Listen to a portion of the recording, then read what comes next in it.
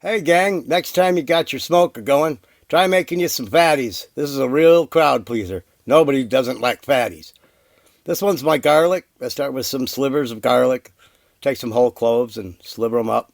Then I get some farmland sausage, original. Don't bother with the high-end stuff. It doesn't cook up right. It's too crumbly. It's got too many seasonings. This stuff's a heck of a lot cheaper and it just seems to work the best. And I just open up the package, try to keep it in one piece if you can. Don't squish it out the end. And I just reform it just a little bit to shape it. And I just poke it full of garlic cloves. You could use jalapenos, you could use little bits of anything you could think of. I've done cheese, I've done onions. You know, the imagination is the limit here. Once you give this a try, you'll get all kinds of ideas. So I poke it full of cloves on this one. And once I've got those to a satisfied number, I take it, just reform it a little bit, and close up the hole so the garlic doesn't pop out while it's in the smoker.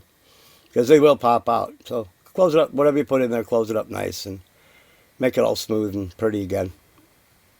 This one, I use granulated garlic.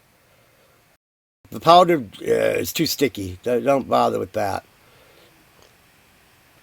So I take my granulated garlic and I put it in just a little pan here. Pop in my sausage and just roll it around a little bit. These will go in the smoker at 325 for three and a half hours. You can pretty much tell when they're done. Another thing to try is some Paul's Black and Magic seasoning. Oh man, awesome. 325 for 3 hours, gang.